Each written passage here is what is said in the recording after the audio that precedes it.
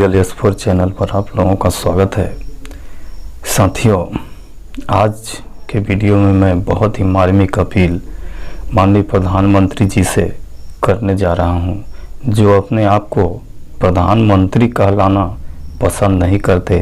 वो स्वयं अपने मुख से 2014 में अपने आप को प्रधान सेवक नियुक्त किया था कि हम प्रधान सेवक हैं, हम देश के चौकीदार हैं, हम प्रधानमंत्री नहीं हैं, हम चौकीदार हैं।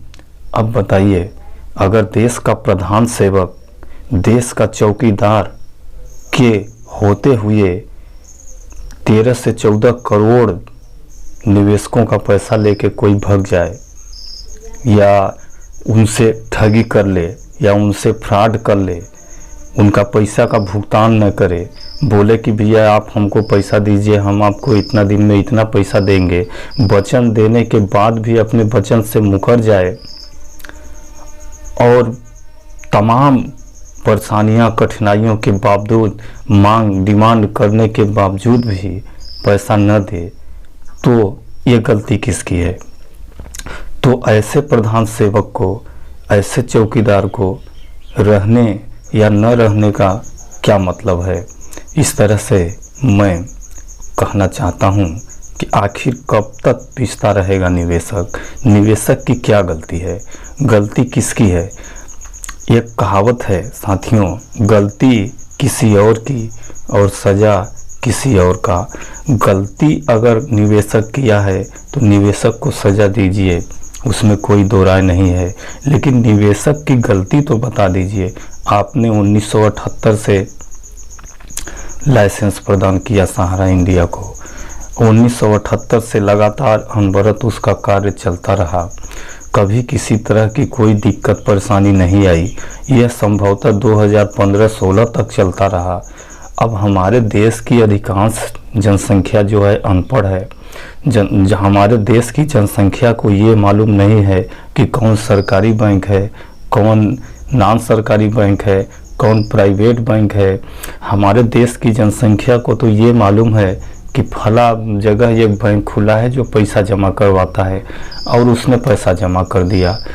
उस अनपढ़ का, उस अशिक्षा का फायदा अगर कोई उठा रहा है तो इसमें मेन कर्तव्य किसका बनता है? जो अपने आप को राजा, जो अपने आप को चौकीदार, जो अपने आप को प्रधान सेवक कहते हैं, बन के बैठे हुए हैं। आज दिन तक उनके द्वारा इस तरह के बहुत बड़े फ्रॉड, जिसको हम आज दिन तक का सबसे बड़ा फ्रॉड मान सकते हैं, जो कि हमारे पूरे राज्यों में हुआ है, माने भारत के 2800 राज्यों में, बल्कि केंद्र शासित प्रदेशों में भी हुआ है। सभी जगह के निवेशक उसमें कुछ न कुछ राशि निवेश किए हैं और उनका भुगतान नहीं मिल रहा है, तो ये सबसे बड़ा फ्रॉड माना जाएगा। इस फ्रॉड पर प्रधान सेवक जी का, हमारे देश के चौकीदार जी का एक शब्द न बोलना, ये कतई माने तर्क संगत नहीं लगता। आखिर ऐसा क्या है कि माने प्रधान सेवक जी या चौकीदार महोदय क्यों एक शब्द नहीं बोल रहे हैं? क्या कारण?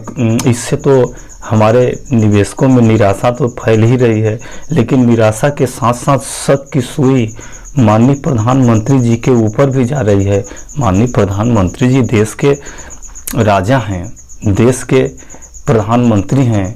राजा से कभी कोई गलती नहीं होती। राजा के हाथ में संपूर्ण पावर होता है। राजा जब चाहे, जब जो जैसा चाहे वैसा कर सकता है। ये सर्वविदित है। ये यथेष्ट इसका प्रमाण है कि पुराने ज़माने में जब राजशाही होती थी तो राजा अपने हिसाब से शासन चलाते थे। आज भी वही प्रक्रिया है। अगर सुप्रीम कोर्ट मान लीजिए राजा के आदेश की अवहेलना करती है, राजा के आदेश को नहीं मानती है, तो राजा को पावर है सुप्रीम कोर्ट को के जज को महाभियोग लगा के हटा सकती है, या कि उस कानून को भी बदल सकती है जिस कानून के आधार पर सुप्रीम कोर्ट उसका सहारा लेके गलत डिसीजन कर रहे हैं।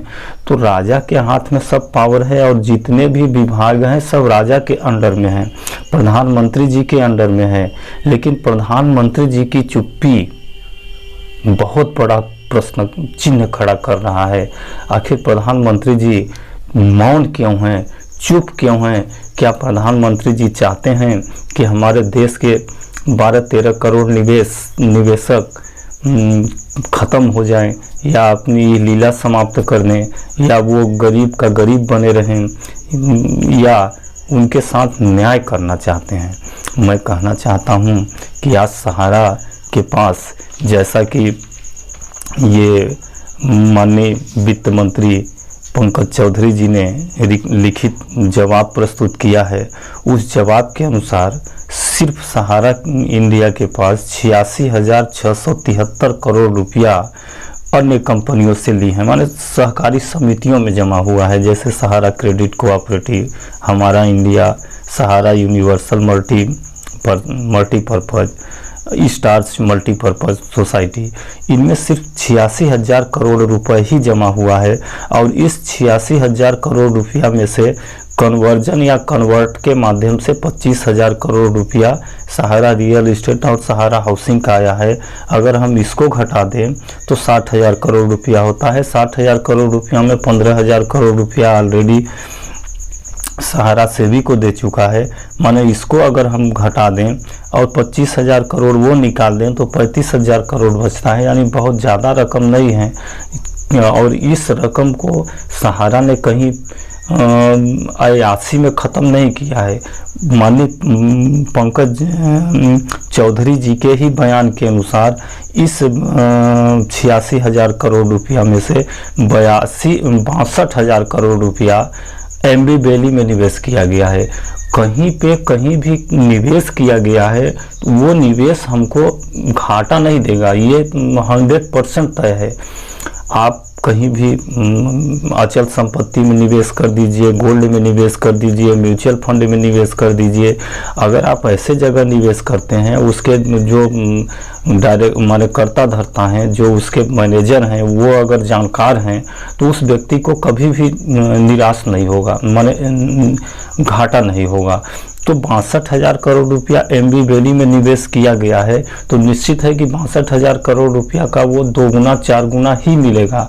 तो 2 गुना 4 गुना मिलेगा, यानी संपत्ति को जो निवेशकों से पैसा लिया सहारा, उसका दुरुपयोग तो नहीं किया, सदुपयोग ही किया है। सदुपयोग ही किया है और निवेशकों को फायदा ही हुआ है। तो चंद गलती के लिए एक व्यक्ति को सजा दिया जा सकता है, लेकिन एक गलती के लिए पूरे देश को सजा देना ये कतई तर्कसंगत नहीं है, ये कतई प्राकृतिक नैसर्गिक न्याय सिद्धांत के खिलाफ है। अतः मेरा निवेदन है कि एक छोटी सी गलती ये कि माने ये सहारा रियल एस्टेट और हाउसिंग, जबकि सहारा रियल एस्टेट और हाउसिंग में जो भी राशि जमा किया गया है ये हमारे देश का आज दिन तक का सबसे फायदेमंद वाला स्टेट रहा है, विभाग रहा है। इस सेक्टर में जो भी कंपनियां आई हैं आज दिन दूनी रात चौगुनी विकास कर रही हैं, और इस सेक्टर में आने वाले दिनों में भी विकास होता रहेगा।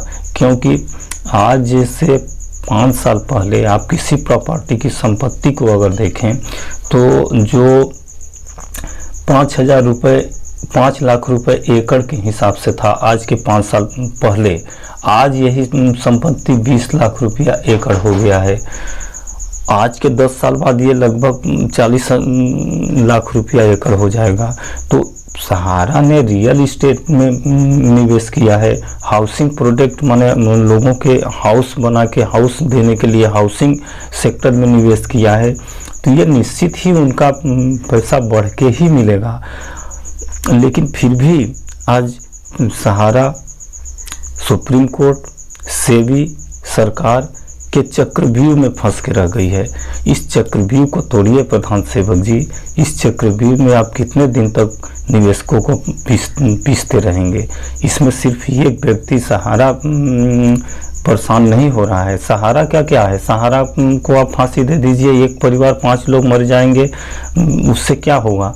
लेकिन जो देश के आपके 13-14 करोड़ निवेशक परेशान हो रहे हैं, और ऐसे निवेशक परेशान हो रहे हैं जिन्होंने अपने भोजन को काट के, अपने मूलभूत आवश्यकताओं को कम करके, अपने आप को कठिनाई में डाल के वह पैसा बचत किए थे, उनके बचत पर, उनके सपनों पर आपके द्वारा कुठाराघात किया जा रहा है, विश्वासघात किया जा रहा है।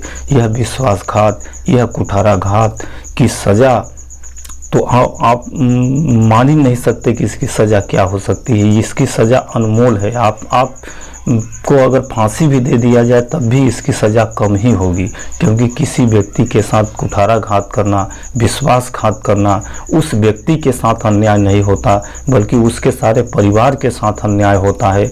वो ठगी माने हाथ मलते रह जाते हैं, ठगी का शिकार होते रह जाते हैं। हे प्रधानमंत्री जी, हे प्रधान सेवक जी, हे देश के रक्षक चौकीदार महोदय जी, अब आप जागिए। अब आप थोड़ा सा 2 शब्द बोल दीजिए। आप अगर 2 शब्द निवेशकों को संबोधित कर देंगे, सिर्फ आप ये कह देंगे कि सहारा में जितने भी निवेशक राशि जमा किए हैं उनकी राशि सुरक्षित है, क्योंकि सहारा के पास प्रॉपर्टी है। हम जिम्मेदारी लेते हैं कि आपकी राशि कहीं नहीं जाएगी, आपकी एक एक पैसा जोड़ के हिसाब दिया जाएगा। प्रकरण चल रहा है, थोड़ा सब्र बनाए रखते हैं। हमारा न्यायपालिका जो भी आदेश करेगा उसके हिसाब से कार्रवाई होगी, लेकिन मैं आपको विश्वास दिलाता हूं कि आपका पैसा कहीं नहीं जाएगा।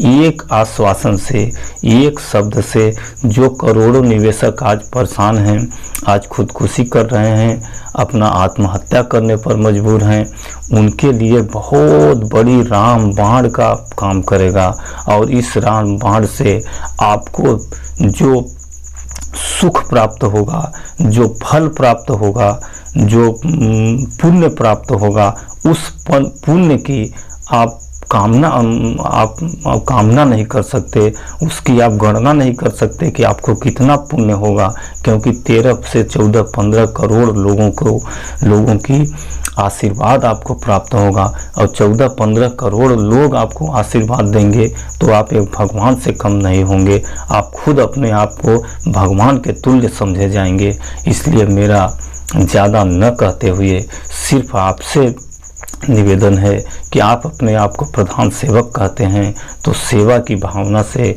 15 करोड़ निवेशकों का दुख दर्द को समझिए और इनके लिए कुछ न कुछ आश्वासन दीजिए।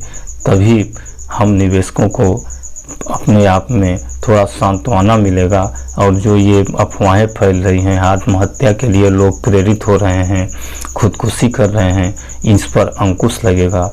इसी वाणी के साथ मैं अपनी शब्द को विराम देता हूँ। कृपया इस वीडियो को अधिक से अधिक शेयर करें, लाइक करें, चैनल को सब्सक्राइब भी जरूर कर लें। जी दोस्तों, नमस्कार।